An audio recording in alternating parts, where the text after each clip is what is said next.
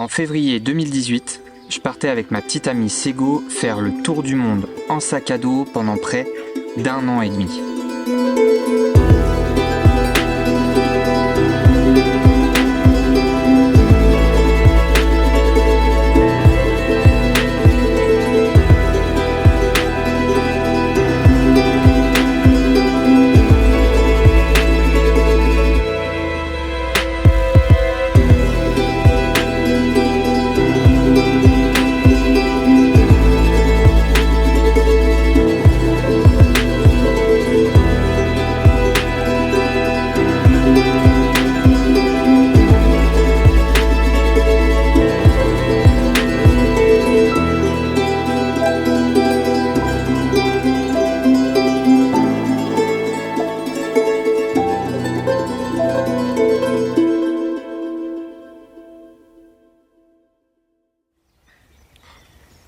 Alors oui, j'en ai mis du temps avant de vous faire ce récit, mais je peux vous dire que j'en avais besoin.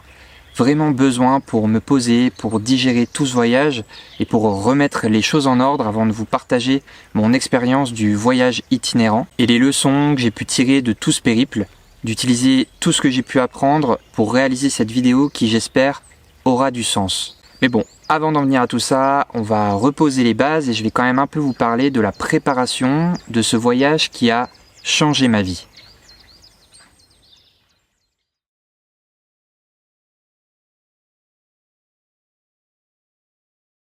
À l'époque, après avoir passé 1 an en prépa puis 2 ans en fac de droit à me demander mais qu'est-ce que je fous là, je me retrouve barman dans le bar juste en face de la fac de droit. C'était un peu le QG, ce bar avec mes potes, donc ils venaient quasiment tous les soirs, et en les voyant préparer leurs projets d'avenir pendant que moi je leur servais des pintes, et je faisais que de me dire qu'il fallait vraiment que je réalise mes rêves. Pour Sego, elle bossait dans un univers impitoyable, elle était infirmière à l'hôpital public. Donc on n'était pas les plus heureux dans nos vies professionnelles, même si on n'était pas les plus à plaindre non plus. Mais un jour, sur un coup de tête, on commence à se renseigner sur toutes ces personnes qui plaquent tout pour partir faire le tour du monde à pied, en vélo, ou d'autres même en tout confort avec les billets d'avion payés à l'avance. En août 2017, on se penche un peu plus sur la question et on décide d'officialiser notre future aventure. Donc on annonce à tous nos proches que nous partirons début 2018 pour un tour du monde en sac à dos avec juste un billet d'avion direction le Brésil et après advienne que pourra. Donc les 6 mois d'après, on prépare ce voyage en lisant principalement des articles sur des blogs ou en fouinant sur des forums ou bien des groupes Facebook. On prépare aussi nos sacs à dos et honnêtement ça nous fait bizarre quand on comprend qu'on pourra avoir dans nos sacs à dos au maximum 3 culottes, 3 paires de chaussettes, 3 t-shirts, 2 pantalons, un short, une polaire, une petite doudoune et un kawaii. Juste ça pendant plus d'1 an. Bah oui, ça fait tout drôle, je suis né dans un pays riche, dans le royaume de la surconsommation, de l'accès à tout le temps, et au moment de faire mon sac, je réalise que je commence tout doucement, pour la première fois de ma vie, à mettre un pied en dehors du confort dans lequel j'ai grandi. Décembre 2017, on achète enfin ce fameux billet aller sans retour qui nous amènera tout droit au Brésil. J'achète aussi une caméra qui me permettra de faire mes premières vidéos de voyage. Une grosse fête de départ avec nos amis et notre famille et le 1er février 2018, décollage vers Salvador de Bahia dans le nord-est du Brésil.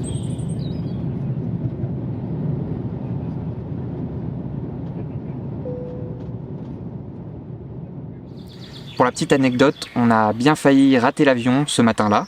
Alors pas parce qu'on était en retard, mais pour info, le Brésil, comme la plupart des pays sud-américains, accorde 3 mois d'exemption de visa aux voyageurs venant d'Europe. Alors il faut, avant de décoller d'Europe, prouver que tu vas sortir du pays avant la fin de ces 3 mois, chose qu'on avait pas du tout prévu. Pour la faire courte, je me suis empressé de payer un billet de bus qui traversait la frontière Brésil-Argentine à une date totalement aléatoire, juste pour qu'on puisse décoller, même si au final, au Brésil, on ne nous a rien demandé.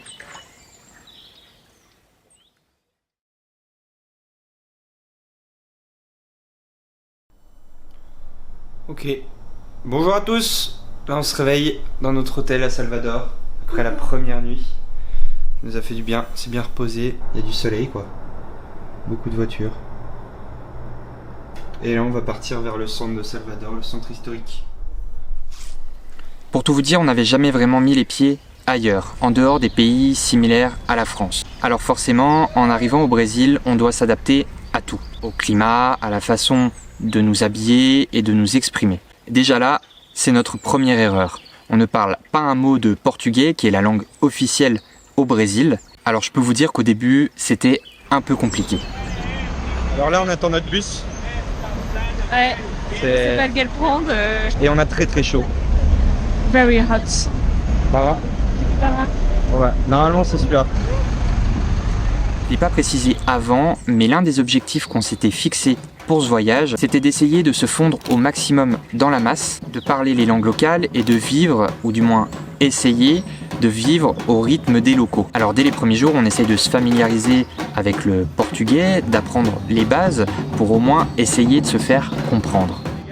Un des autres objectifs, c'est de faire face à tous ces clichés qu'on nous bourre dans le crâne depuis toujours. Quand on nous dit « ne va pas là-bas, ça craint », comme si la personne qui disait ça y était déjà allée pour pouvoir l'affirmer. Alors évidemment, il faut tout de même rester prudent. Dans certains pays, le taux de précarité est bien plus élevé qu'en France, alors le vol, surtout sur les touristes qui viennent là comme s'ils allaient au zoo, c'est un moyen de subvenir à certains besoins. Mais par pitié, ne faisons pas de généralité.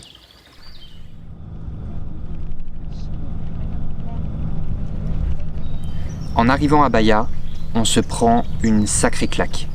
On voit pour la première fois des favelas, et quand t'as jamais vu de bidonville de ta vie, tu peux que ressentir un changement au fond de toi, ou du moins plein de questionnements, surtout quand tu vas de l'autre côté de la ville où tu vois des gratte-ciel et des routes fraîchement goudronnées. Pour ceux qui ne le savent pas, les favelas sont des zones de non-droit situées dans les grandes villes ou en périphérie, bien souvent sous le contrôle de réseaux mafieux. Par contre, je tiens à préciser que la plupart des habitants de ces favelas ne sont aucunement liés à ces réseaux. Aujourd'hui, certaines sont pacifiées et la possibilité de visiter ces endroits nous permet pour la première fois d'aller au-delà des clichés. Sans vous mentir, au début, on n'était pas hyper rassurés, mais ces premiers jours de voyage nous obligent à faire face à cette réalité. On va devoir se déconditionner et bien évidemment s'adapter, que ce soit à notre nouvelle vie ou tout simplement aux cultures des autres pays.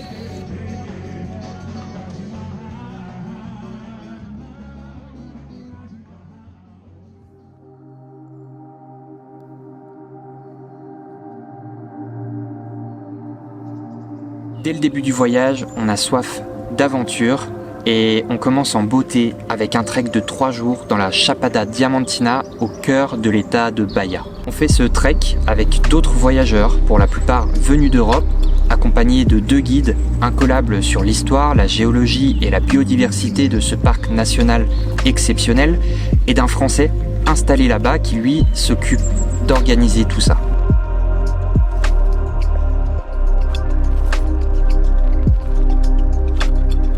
On part ensuite plus au sud, vers Rio en pleine période de carnaval, puis vers des coins plus paisibles comme Paraty et Ilha Grande. On découvre donc les longs voyages en bus, beaucoup moins chers que l'avion et surtout plus écologiques, mais par contre, faut surtout pas être pressé. Ouais, on a déjà fait 6 heures de bus pour revenir de Lençóis, puis là on repart de Salvador pour aller jusqu'à Rio. Et on a 33 heures de bus. Moi je suis contente mais pas Théo. Ah, et si vous vous demandiez où est-ce qu'on allait dormir la plupart du temps pendant ce tour du monde, à part dans les bus bien sûr, il y a un truc de super développé dans les pays d'Amérique du Sud, d'Asie et même d'Océanie, ce sont les auberges de jeunesse. C'est beaucoup moins cher que les hôtels et aussi bien plus cool car tu rencontres des voyageurs du monde entier. Durant nos premières nuits en auberge, on croisera des personnes riches d'histoire qui nous racontent sans le savoir des aventures similaires à celles qu'on va vivre pendant notre voyage.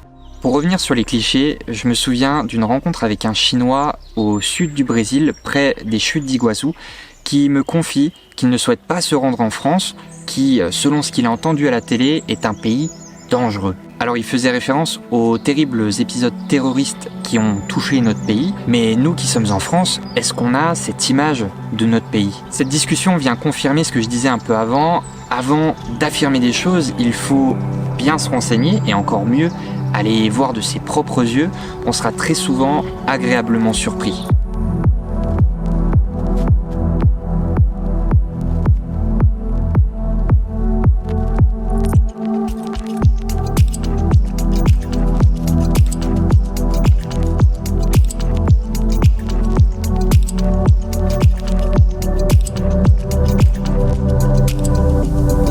Plus les semaines passent et plus on prend du plaisir dans notre nouvelle vie.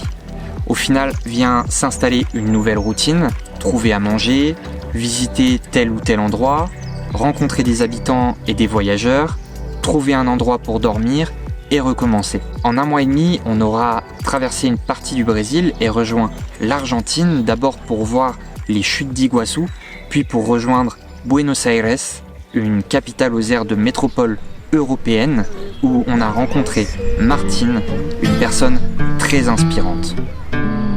Y aquel perfume nuevo en la piel.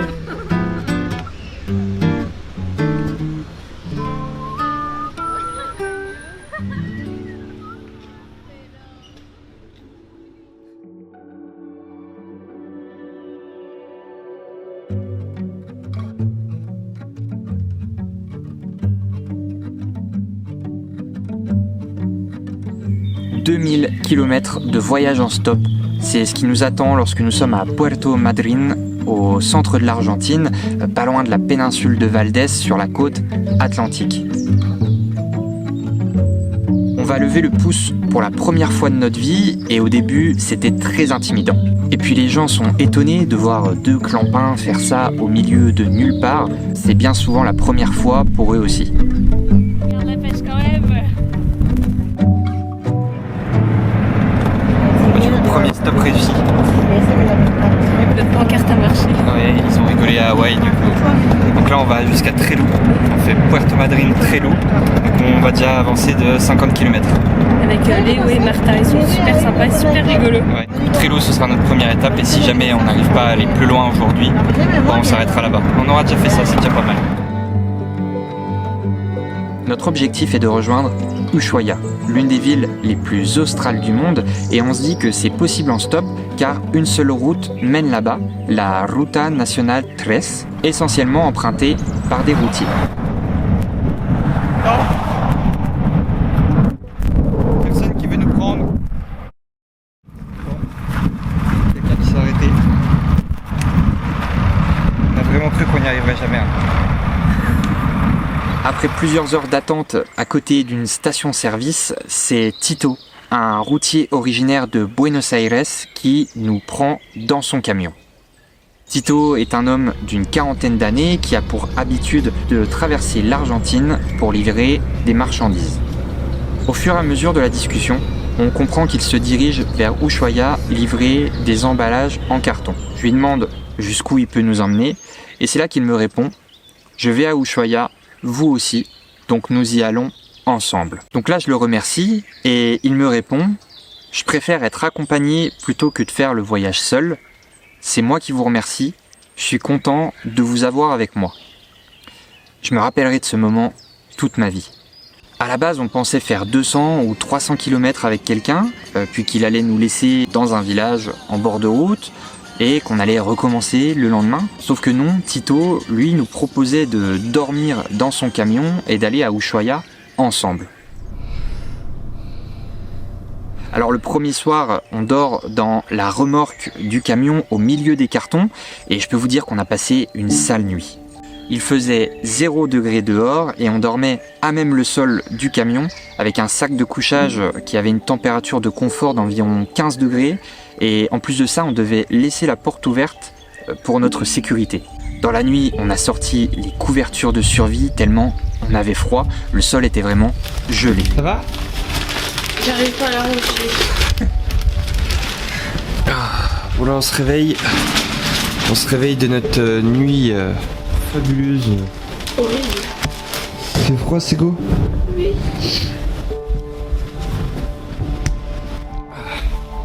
Sincèrement, ne faites jamais ça. Par contre, si vous faites cette expérience au bord de l'océan, vous vous réveillez quand même avec une vue magnifique.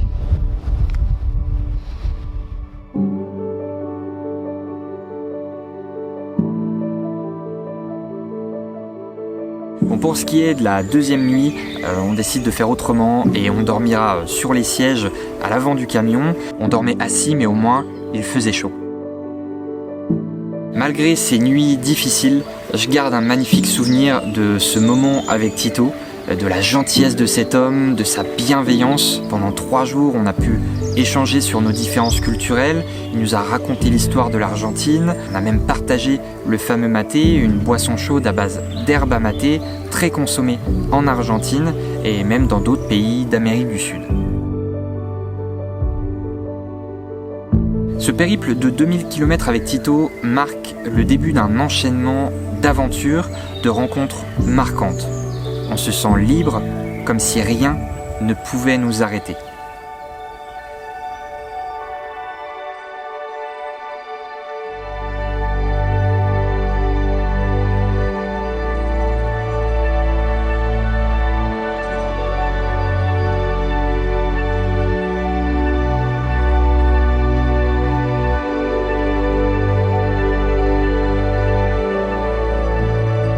Après avoir foulé nos premiers pas dans les montagnes et glaciers autour d'Ushuaia, on entame la remontée de l'Amérique du Sud avec pour objectif de rejoindre la Colombie en passant par la Patagonie, le Chili, la Bolivie et le Pérou.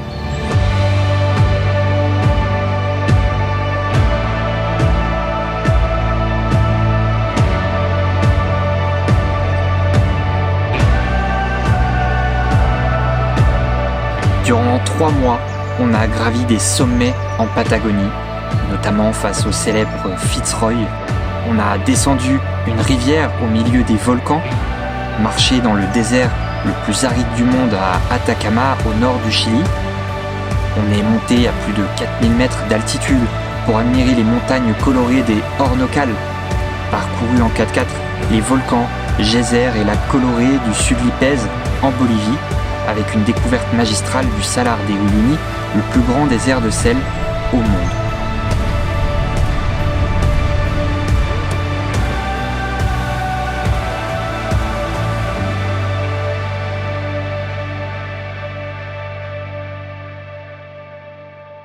On a aussi vécu chez une famille péruvienne au bord du lac Titicaca. On a visité le célèbre village perdu du Machu Picchu. On est monté à 5200 mètres à pied pour contempler la célèbre Vinicunha, la montagne aux 7 couleurs, pour enfin rejoindre l'immense forêt amazonienne au nord du Pérou. Je n'avais jamais vu de paysage comme ça. Quand j'y repense, j'ai même l'impression d'avoir vécu un rêve tellement ça me paraît beaucoup trop beau. Mais cette aventure, depuis Puerto Madryn en Argentine jusqu'à la forêt amazonienne au nord du Pérou, n'a pas été de tout repos. On a fait plus de 3000 km en stop, parfois dans des conditions climatiques très difficiles. On a aussi fait près de 8000 km en bus pour rejoindre les différentes destinations et on a marché. Je ne saurais même plus dire combien de kilomètres, tout ça en l'espace de 3 mois.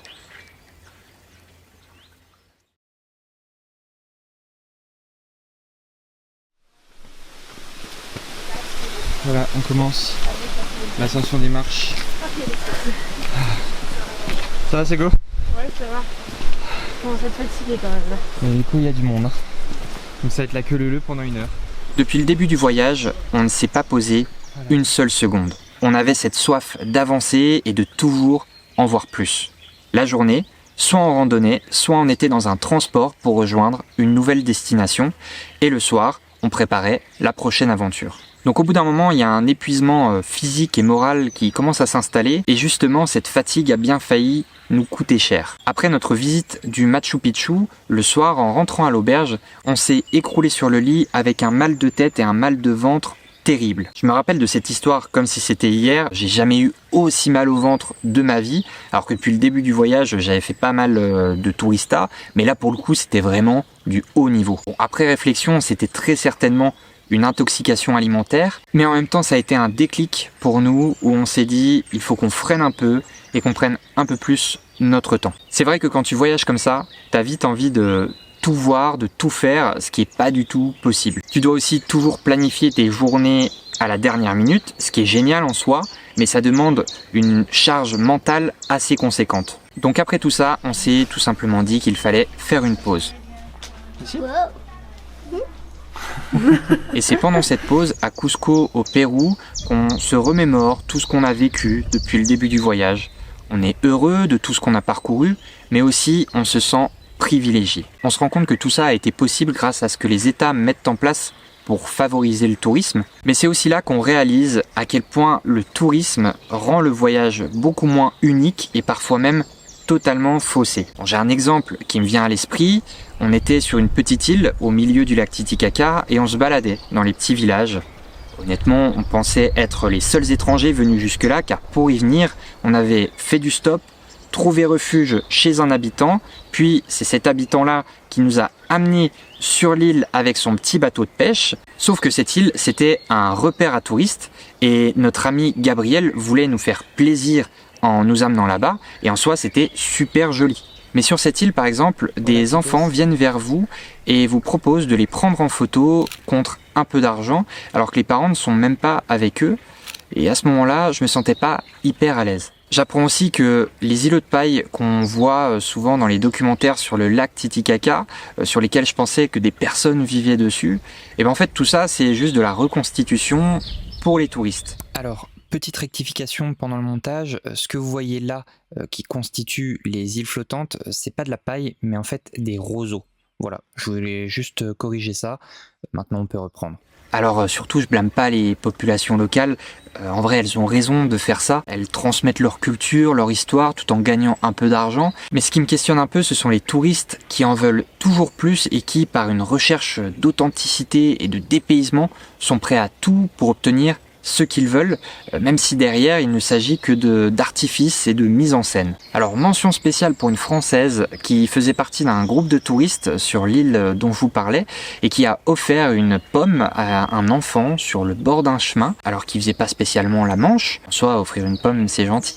Mais en fait, juste après lui avoir donné la pomme, elle s'amusait à le prendre en photo et à lui dire « Vas-y, mange la pomme !»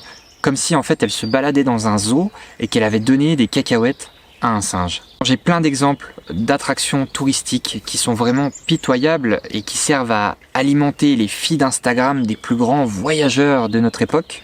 Mais si je me lance là-dedans, la vidéo durerait bien trop longtemps.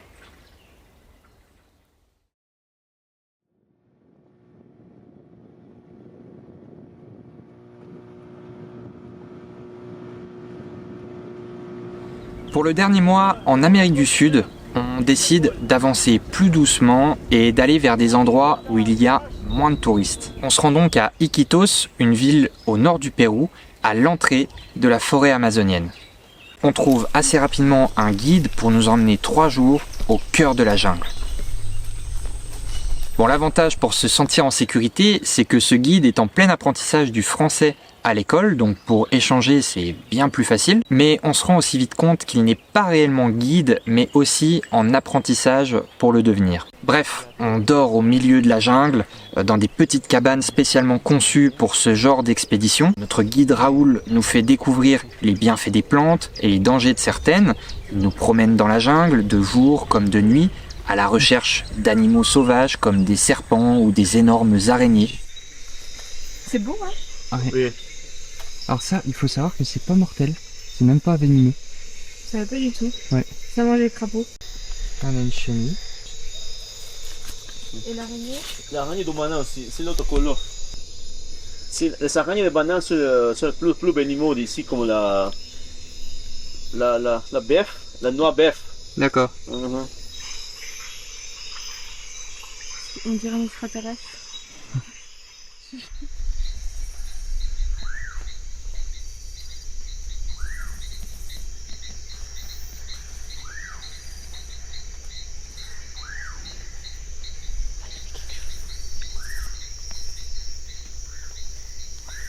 T'as demandé quoi, Raoul? J'ai demandé comment il fallait faire si on se retrouvait face à un serpent. Ouais. Il a dit quoi? Il m'a dit je peux le tuer Avec quoi? avec la machette. On est totalement rassurés. N'imaginez même pas. Bon, quand je vous disais qu'il était apprenti guide, c'est parce qu'il avait parfois un peu de mal à se repérer dans la forêt, encore plus la nuit dans les marécages, ce qui est pas du tout rassurant, surtout que la pirogue dans laquelle on était se remplissait d'eau. Donc là, tes clés, on lève l'eau du bateau Travail d'équipe. avant qu'on coule. Bon, malgré tout, on a beaucoup partagé avec Raoul et on retiendra de lui sa joie de vivre et de transmettre. Il nous a appris vraiment beaucoup de choses, mais honnêtement, par moments, il nous a vraiment fait flipper. Tu as dit qu'on s'est perdu quand même. Oui, bah c'est vrai qu'à la fin, il était pas très serein.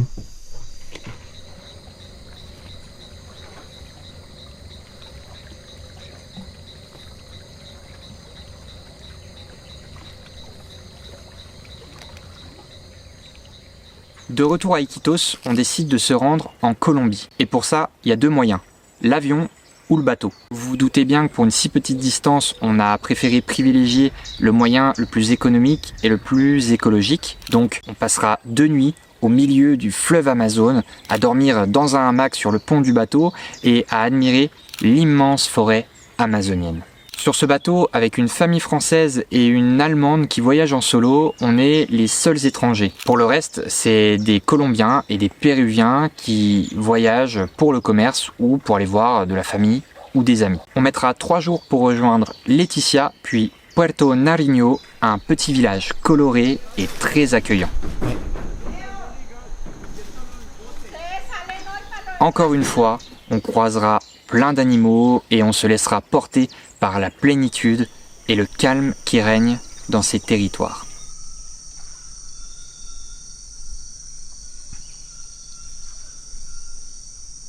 C'est beau, mais en même temps, c'est pas rassurant. C'est fou, hein. Ouais.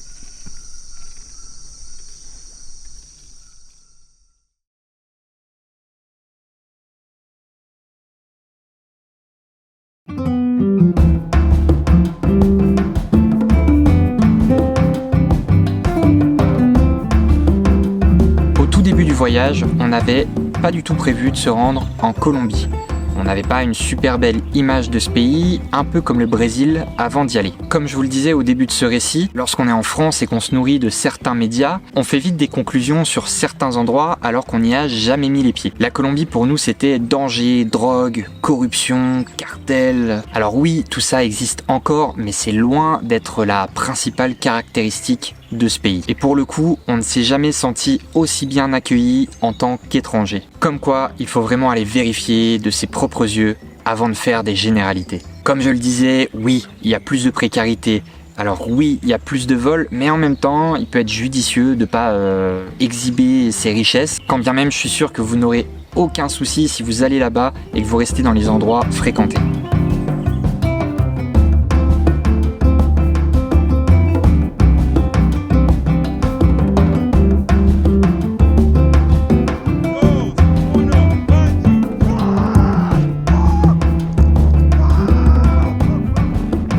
On a vraiment appris à profiter de la vie en Colombie, en visitant des petits villages magnifiques, en se prélassant au bord des Caraïbes, en prenant tout simplement notre temps.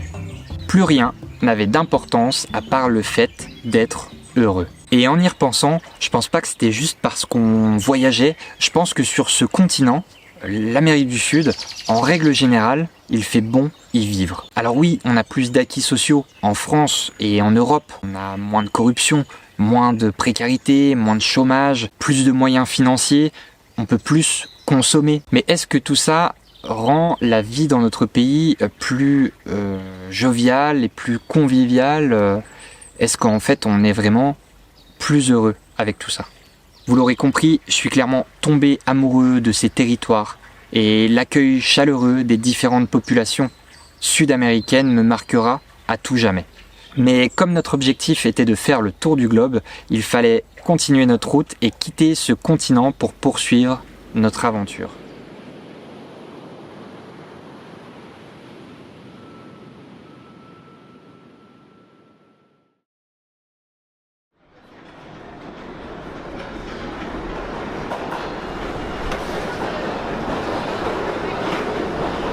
arrive à New York avec un jour de retard suite à un risque d'orage trop important pour prendre l'avion. Alors si on se rend à New York à ce moment-là, c'est parce que mes parents et la meilleure amie de Sego avaient prévu de nous rejoindre là-bas. Quand on atterrit, on vit le plus gros dépaysement depuis le début du voyage. Pas parce qu'on est impressionné par les buildings, même si on l'est quand même un peu, mais plutôt parce qu'on revient d'un trip de 6 mois en Amérique du Sud, où il était devenu normal pour nous qu'un repas ne coûte pas plus de 5 €, qu'une nuit en auberge ne dépasse jamais les 15 €, et que même pour économiser le moindre centime, on prenait toujours le temps de négocier. Notre première dépense aux États-Unis, un taxi dans lequel on monte sans trop réfléchir tellement on a hâte de retrouver nos proches, avec en plus un jour de retard. Résultat, 70 € pour quelques kilomètres. Pour le prix là, on aurait pu dormir 4 nuits au chaud en Bolivie. Bon aussi, on avait l'habitude d'endroits assez paisibles, où on se dit bonjour dans la rue, où on prend notre temps pour manger, discuter, contempler. Là, on est de retour dans une ville où tout va vite, avec des lumières partout et des gens qui n'ont pas le temps. Pour le coup, ça fait un peu cliché, mais c'est mon sentiment quand je découvre New York pour la première fois.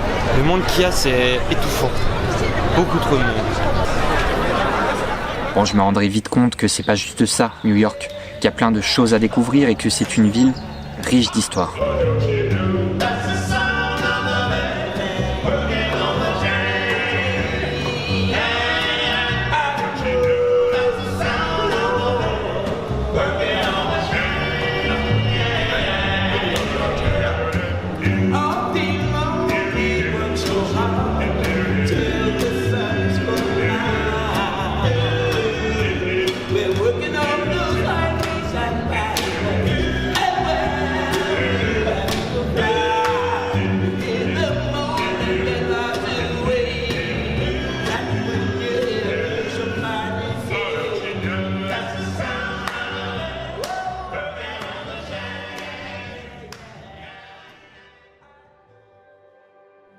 Après avoir visité New York, on loue une voiture et on a pour objectif d'aller de New York jusqu'à Los Angeles en passant par des endroits super chouettes et même que plusieurs personnes allaient venir nous rejoindre pour partager une partie du voyage avec nous.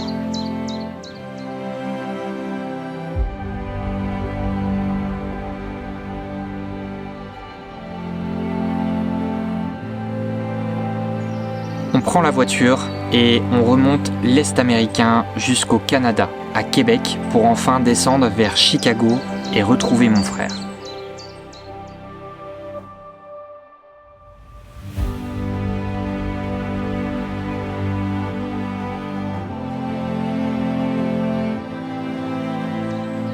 Avec seulement mon frère, puis par la suite avec mes 2 meilleurs amis, on commence à manger les kilomètres pour découvrir des parcs naturels époustouflants dans l'Ouest américain.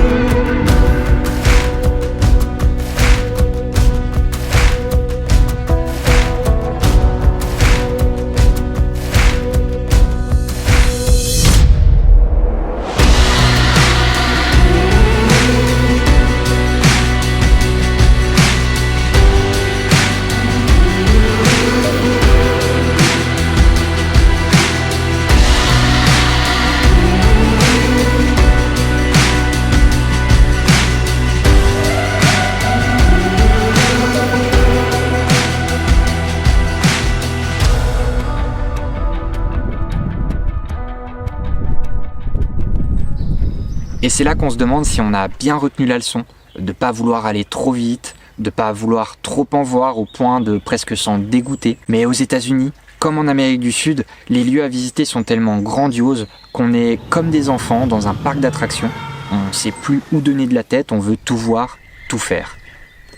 Bon, et en plus de ça, les nuits en toile de tente sont pas forcément les plus reposantes. On vient d'arriver à notre camping là, à l'entrée de la Death Valley.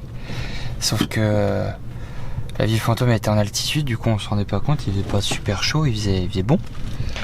Et sauf que là on a descendu en altitude et du coup il fait plus de 30 degrés alors qu'il est 21h et ça descendra sûrement pas. Bon, là je me rends compte que je transmets pas trop de positif sur ce road trip. Peut-être parce que je m'en veux d'en avoir trop fait et de pas avoir assez profité des endroits qu'on a pu admirer. Peut-être que je m'en veux aussi d'avoir fait autant de kilomètres en aussi peu de temps. Mais si je mets tout ça de côté, avoir passé ces moments avec nos proches, dans des endroits plus extraordinaires les uns que les autres, c'est vraiment quelque chose d'inoubliable. Et quand j'y réfléchis, même si ça n'avait pas été à l'autre bout du monde, le simple fait de passer du temps avec les gens qu'on aime, ça n'a pas de prix.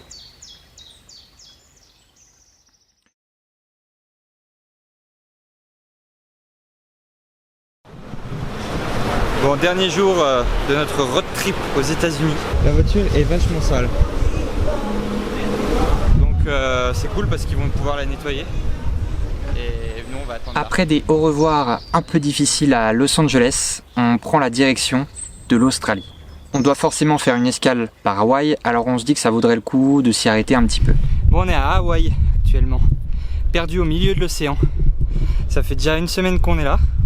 C'était nos petites vacances après les États-Unis parce que ça nous a crevé ce road trip. Donc on était morts. On a fait combien de kilomètres t'étais aux États-Unis? On a fait aux États-Unis presque 13 500 km.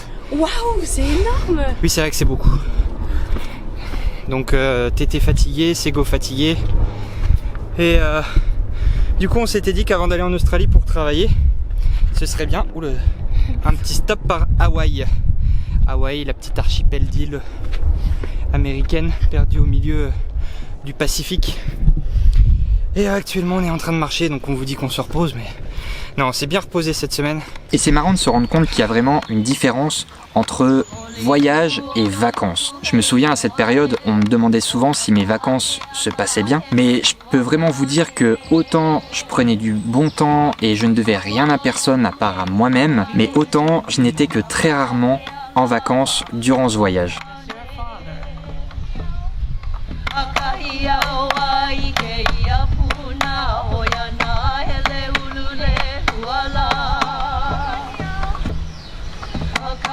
When I first saw Puna, the forest of Lake Huon.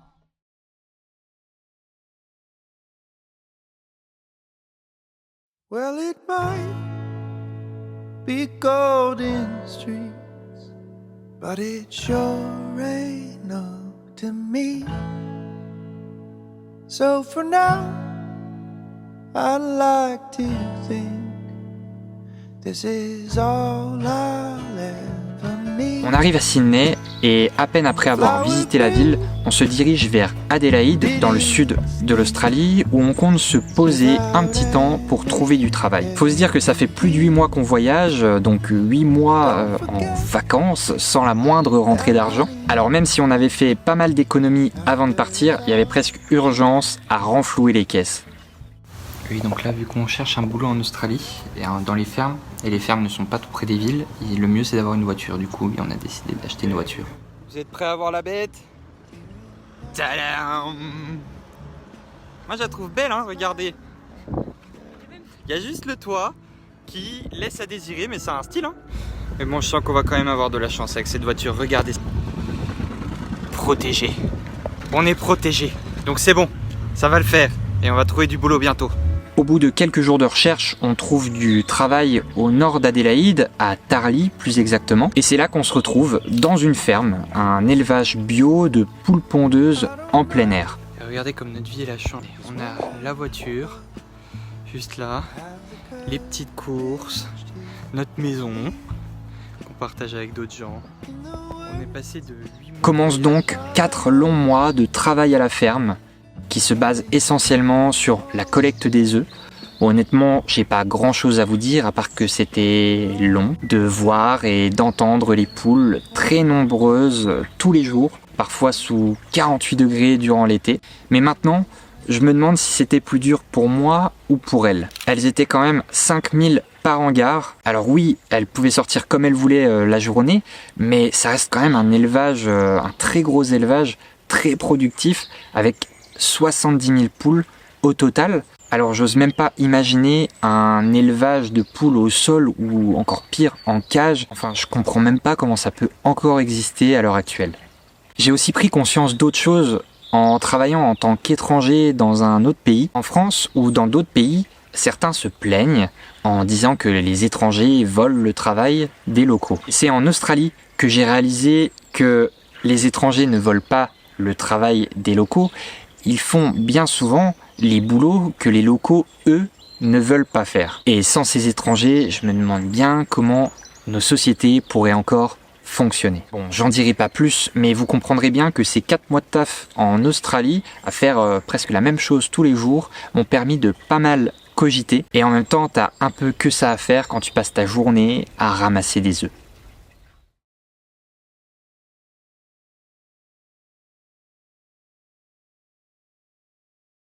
Après nos 4 mois de boulot, on ne s'attarde pas en Australie, malgré de chouettes rencontres, mais parce qu'il faudrait des mois, voire des années pour visiter tout ce pays. On s'envole donc vers une nouvelle destination de rêve pour nous deux, plus petit et moins hostile, la Nouvelle-Zélande. Je dis moins hostile car j'ai appris un truc assez surprenant. L'Australie est l'un des pays les plus dangereux au monde par rapport aux animaux qui se trouvent sur le territoire. Donc ça va des araignées qui peuvent être mortelles, aux crocodiles. Il y a des serpents qui peuvent vous tuer en moins de 30 minutes. Il y a même des grands oiseaux qui ont des griffes grandes comme ça. Alors qu'en Nouvelle-Zélande, nada. Bon, je crois qu'il y a une araignée qui ressemble à la redback australienne sur le territoire néo-zélandais, mais il n'y a pas eu de mort recensée depuis le XXe siècle. Donc on est beaucoup plus serein d'aller se perdre dans la nature là-bas. On récupère un van en arrivant à Auckland et c'est pour nous deux une grande découverte, la vie en van. Pour le coup, c'est vraiment la base de base, un lit, un réchaud, une glacière et une petite réserve d'eau pour faire la vaisselle. Mais bon, ce van nous suffira pour profiter et parcourir les 2 îles principales de ce magnifique pays.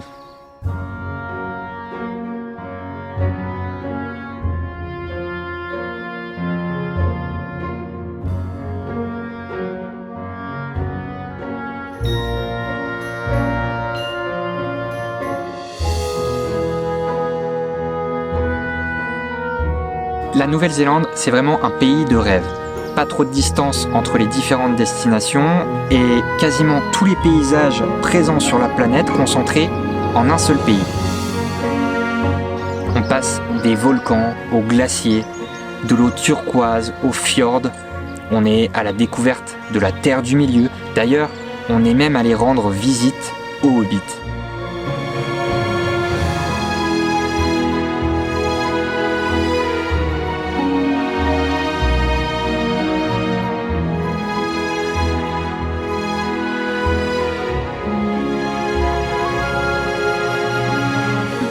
La vie en van, c'était vraiment synonyme de liberté. Tu roules et tu t'arrêtes où tu veux pour boire l'apéro et admirer le paysage. Le lendemain, t'es à côté d'un départ de rando, t'as juste à mettre tes chaussures et à foncer. Et aussi, si tu veux rester là, à rien faire, eh bah tu peux et ça pose de soucis à personne. Vous vous doutez bien que cette vie-là nous plaît maintenant qu'on a aménagé notre propre van en France, même si on y a ajouté un peu plus de confort que dans notre van néo-zélandais. En fait, ce mode de vie, comme d'autres modes de vie alternatifs, ça me fait un peu rêver de sortir du droit chemin, de ce qu'on nous rabâche à longueur de temps, faire un crédit pour acheter une maison ou un appart et avoir un CDI pour s'assurer une bonne retraite en travaillant toute notre vie au même endroit. Bon, je caricature un peu et je suis pas en train de dire que cette vie-là n'est pas bonne, chacun fait comme il veut bien évidemment, mais personnellement j'ai un peu de mal à me faire à cette vie-là et j'en peux plus d'entendre bah oui mais c'est comme ça. Comme s'il y avait une seule norme et qu'il fallait à tout prix la respecter. Je pense qu'on a vraiment à apprendre de ces personnes qui osent vivre autrement. En tout cas moi je m'en inspire beaucoup. Mais bon, peut-être que j'approfondirai ce sujet-là une prochaine fois. Revenons-en au voyage.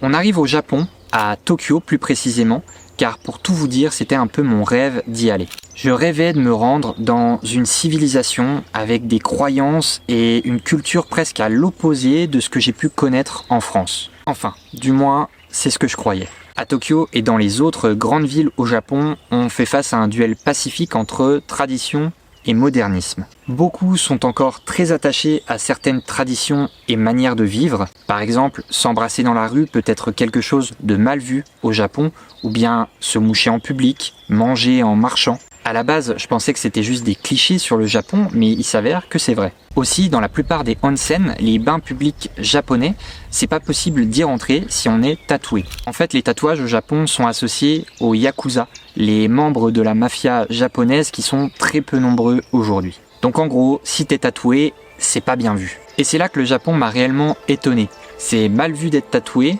mais les plus grands artistes tatoueurs sont pour la plupart originaires du Japon. C'est un art hyper répandu là-bas. Et c'est un peu le sentiment global que j'ai eu au Japon, du moins dans les grandes villes qu'on a visitées. Il y a des coutumes et traditions encore hyper ancrées, et à côté de ça, les nouvelles générations sont dans une quête de liberté et d'épanouissement total en créant des concepts tous plus originaux les uns que les autres.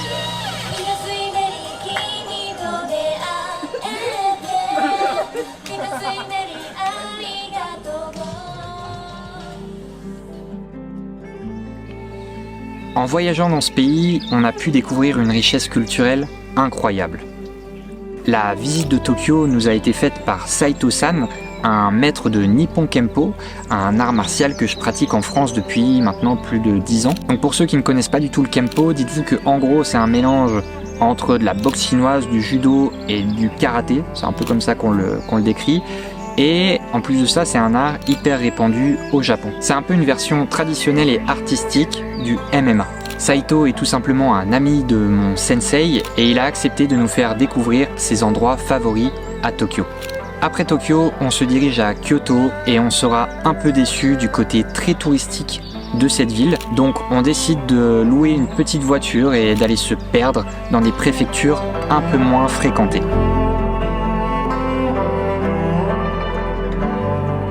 On vivra donc pendant 2 semaines sur la route à visiter des endroits historiques du Japon tout en dormant à l'arrière de notre petite voiture sur des parkings.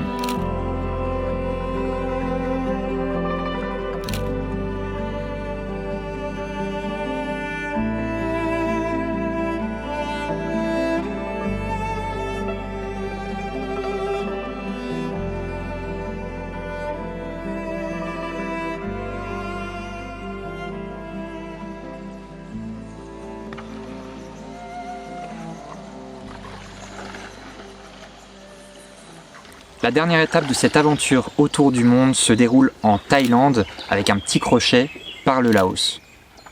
Cette dernière étape est de loin la plus importante à mes yeux. Je dis pas ça parce que le père de Sego nous a rejoints à ce moment-là, même si c'était chouette, mais je dis ça parce que durant cet ultime périple, j'ai vécu une expérience qui m'a ouvert les yeux sur beaucoup de choses. À cette période-là, c'était en avril 2019, j'avais un peu laissé ma caméra de côté depuis un moment, je filmais plus grand-chose. En tout cas, je ne nous filmais plus nous dans notre vie de tous les jours, je commençais presque à y voir un côté malsain. Et c'est vrai qu'aujourd'hui, dans l'ère des réseaux sociaux, on a quand même tendance à tout enregistrer, que ce soit en photo ou en vidéo, plutôt que de profiter pleinement du moment présent.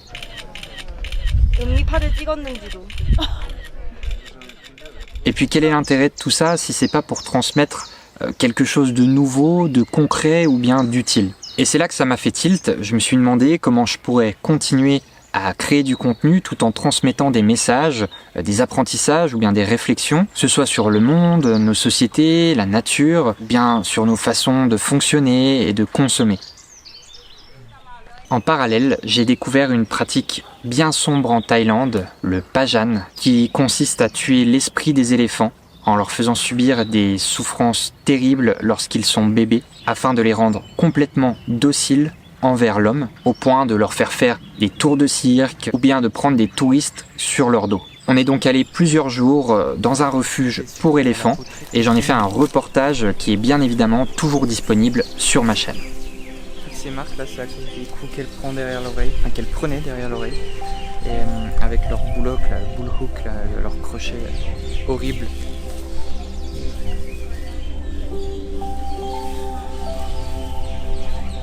C'est magnifique.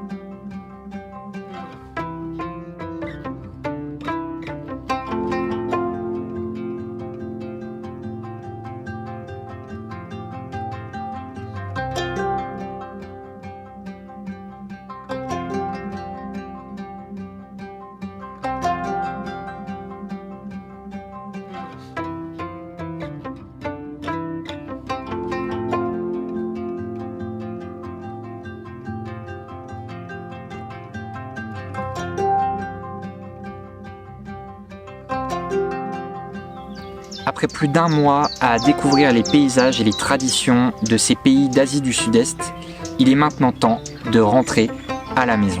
Notre sentiment est assez mitigé, je vais pas vous le cacher, à la fois heureux de rentrer pour revoir nos amis, notre famille, mais en même temps apeuré à l'idée de se retrouver dans notre vie d'avant, devoir retourner dans ce moule alors qu'on venait à peine d'en sortir.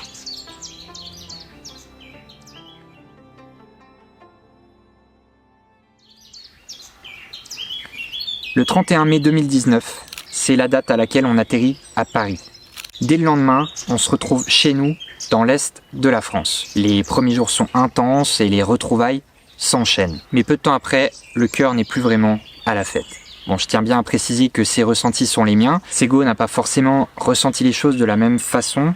Et c'est normal, on est deux êtres humains différents, avec un vécu différent et une façon de voir les choses différentes aussi. Et pour ma part, je compare ce que j'ai ressenti à une énorme gueule de bois. Pendant 1 an et demi, on était libre, on n'avait aucune obligation, aucune retenue. On faisait ce qu'on avait envie de faire sans se poser 10 000 questions.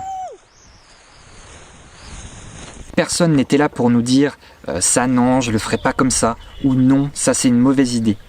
Pendant 1 an et demi, j'ai fait des choix, parfois bons, parfois moins bons, mais je n'avais personne qui n'était là pour m'influencer. Elle était là, ma vraie liberté. Bon, je suis pas en train de rejeter le fait que parfois, même souvent, c'est bon d'être conseillé, mais il y a une différence entre les personnes qui vous conseillent pour votre bien et les personnes qui vous conseillent par crainte, par peur et par méconnaissance. Alors non, il n'y a pas besoin d'aller à l'autre bout du monde pour ressentir cette liberté, mais quand je suis rentré en France, dans les discussions, à peine j'avais fini de raconter une petite anecdote de notre périple, il y avait cette question qui revenait, et maintenant, tu vas faire quoi? Ça me fait penser à cette question, tu fais quoi dans la vie? Sous-entendu, c'est quoi ton travail? Comme si la vie ne se résumait qu'à ça. Et en même temps, on a pour la plupart tous grandi dans cet état d'esprit, le métro, boulot, dodo, ce chemin tout tracé, où on nous fait croire qu'il n'y a pas d'autre alternative possible. Et puis, certains se sentent bien sur ce chemin.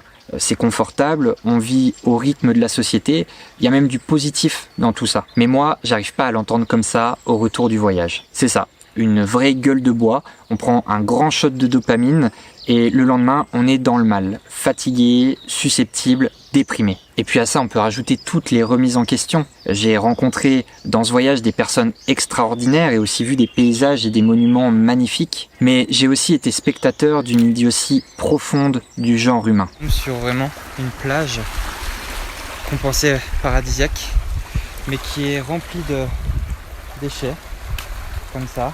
Regardez les bouteilles d'eau. Bon, je mets pas tout le monde dans le même sac, mais certains n'ont vraiment aucune pitié, que ce soit pour les animaux, la nature ou les autres humains. J'ai peut-être l'air bête en disant ça, mais je suis tombé sur le cul de réaliser que l'homme avec un grand H ne prenait pas soin de la planète, des autres espèces et même de sa propre espèce. Bon, si on retourne en arrière, je le disais, j'étais le petit Français qui n'a jamais manqué de rien, qui a même eu plus qu'il n'en fallait, et qui n'avait aucune conscience du monde qui l'entourait. Pour moi, la vie, en gros, c'était consommer sans se poser de questions. Aujourd'hui, je suis heureux d'avoir des idées à défendre et surtout de me poser des questions sur le monde dans lequel j'évolue. Évidemment, il n'y a pas besoin de faire le tour du monde pour en arriver là. Peut-être que j'aurais suivi ce même chemin en restant en France dans ma vie d'étudiant, mais je crois que j'en serais pas au même point à l'heure actuelle, surtout vu comment j'étais à l'époque. C'est vraiment l'aventure, hein. Je dis pas non plus être un exemple à suivre, mais je suis content de pouvoir vous partager ces réflexions, tout en vous partageant une partie de ce voyage. De pas m'arrêter à j'ai visité 46 pays et pris 28 fois l'avion, parce que oui, certains s'en vantent, mais ça me tenait à cœur de vous dire que le voyage, c'est pas que ça. Le voyage, ça nous apporte des connaissances et des questionnements sur soi-même et le monde en règle générale. Ce voyage autour du monde m'a énormément aidé d'un point de vue personnel, car j'ai appris à m'écouter, à prendre des décisions et à m'organiser. Durant ce voyage, je me suis senti libre dans mes choix, mais aussi dans le simple fait de juste avoir à penser à mon sac à dos et à rien d'autre. Il n'y a maintenant pour moi rien de plus confortable que cette situation. Et pendant ce voyage, j'ai aussi découvert d'autres façons d'aborder la vie, beaucoup plus axées sur l'entraide, les échanges humains, l'amour et le bonheur à l'état pur. Et c'est tout ça que j'avais envie de vous transmettre dans ce récit. Bon, avant de vous quitter, je tenais à remercier toutes ces personnes qui ont fait de ce périple une aventure unique. On n'a pas forcément gardé contact avec tout le monde, mais c'est aussi ça le voyage. On rencontre des personnes par hasard, on profite de l'instant présent, parfois on fait même un bout de chemin ensemble, et au bout d'un moment, les routes se séparent, mais les souvenirs restent gravés à tout jamais.